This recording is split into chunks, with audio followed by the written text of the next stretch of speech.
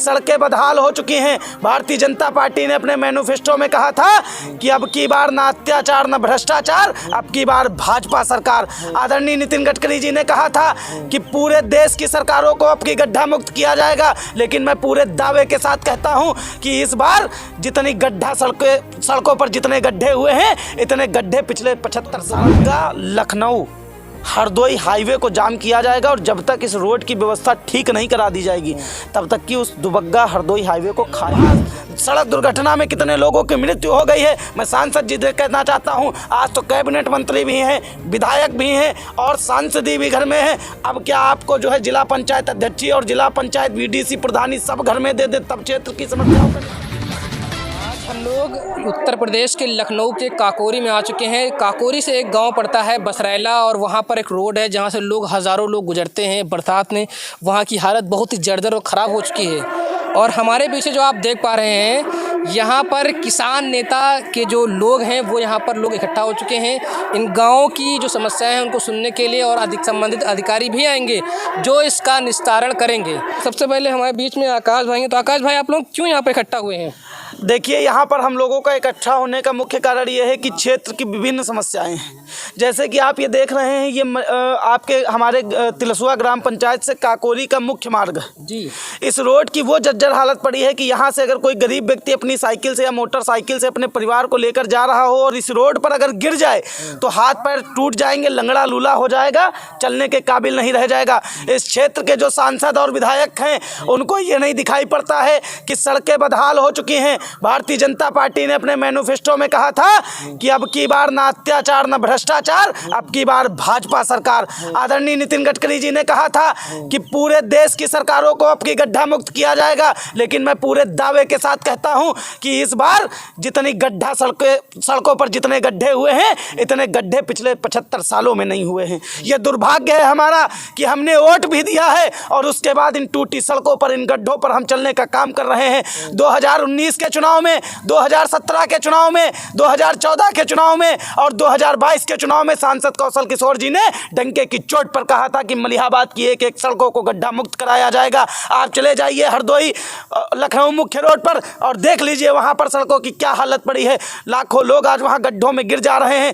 कितने लोग वहां सड़क दुर्घटना में, कितने लोगों की मृत्यु हो गई है। मैं सांसद जी से कहना चाहता हूं, आज तो कैबिनेट मंत्री भी हैं, विधायक भी हैं और सांसदी भी घर में हैं। अब क्या आपको जो है जिला पंचायत अध्यक्षी और जिला पंचायत बीडीसी प्रधानी सब घर में दे दे, तब क्षेत्र की समस्याओं का निस्तारण होगा। कहने का मतलब ये है कि ये जो केंद्रीय मंत्री जो हैं अपने यहाँ के कौशल किशोर जी, उन्होंने वादा किया था कि हम इन रोडों को निस्तारण करा के देंगे, स्मार्ट गांव बना के देंगे। लेकिन स्मार्ट सिटी तो बन गई हैं, लेकिन स्मार्ट गांव नहीं बने हैं। तो बैठिए, देखिए जो गांव का व्यक्ति है जी, मैं फिर आपसे कहना चाहता हूं कि इस गांव के व्यक्ति को स्मार्ट सिटी नहीं चाहिए, इस गांव के व्यक्ति को स्मार्ट गांव चाहिए। गांवों में शिक्षा की व्यवस्था को ठीक कराई जाए, गांवों में जगह जगह पर सरकारी अस्पताल खोले जाएं। जो लोग अपने घरों में बीमार होते हैं, जब वो प्राइवेट डॉक्टर के पास जाता है तो जो मेडिसिन 2 रुपए की होती है, उस मेडिसिन को 5 रुपए की देने का काम करता है। हमारे उत्तर प्रदेश के इस समय उप मुख्यमंत्री महोदय आदरणीय ब्रजेश पाठक जी हैं। इस समय वो गाँवों में, गलियों में, कूचों में, खलिहानों में जाकर के CSC पर वो छापा मारने का काम कर रहे हैं। लेकिन आप देख लीजिए तो आज भी अस्पतालों में स्ट्रेचर नहीं मिल रहा है, आज भी मेडिकल कॉलेजों में लोगों को बेड नहीं मिल रहा है। आप शिक्षा की बात कर लीजिए, इस समय जो सरकार चल रही है उसका सबसे पहला जो प्रहार है वो शिक्षा पर है।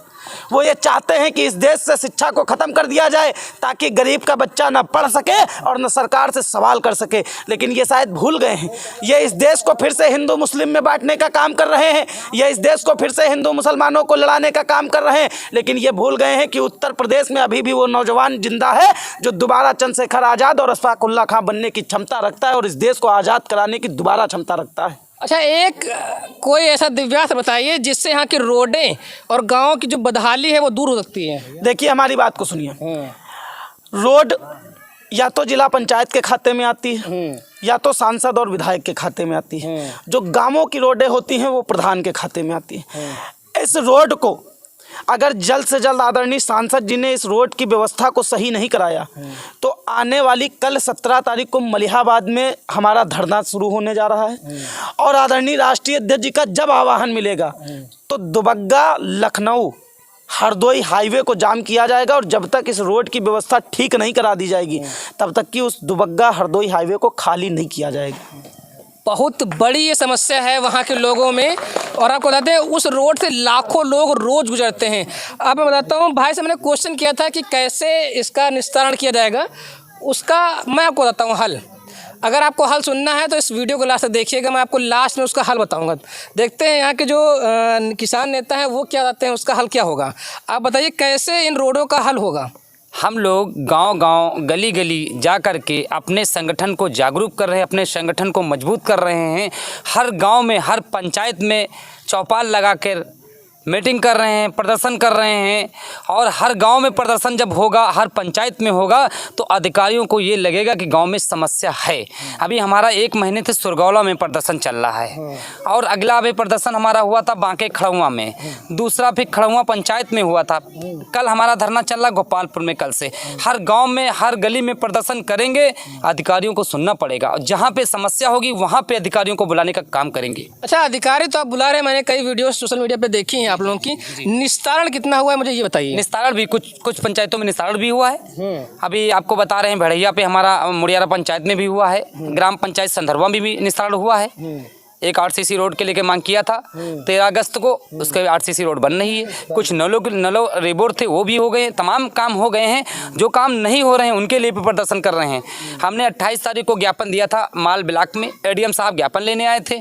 उसके बाद में उच्च अधिकारियों तक पहुंचाने का भी काम किया है, उस पर कार्य चल रहे हैं। और जो निस्तारण नहीं हो रहे हैं उस संबंध में हम लोग ब्लॉक में प्रदर्शन करेंगे कल, और ब्लॉक में 2-4 दिन अनिश्चितकालीन धरना प्रदर्शन चलेगा। अगर वहाँ से निस्तारण नहीं होगा तो आने वाली 20 तारीख 19 तारीख में हम ब्लॉक में भी तहसील में प्रदर्शन चालू कर देंगे, वहाँ से उठा के तहसील में।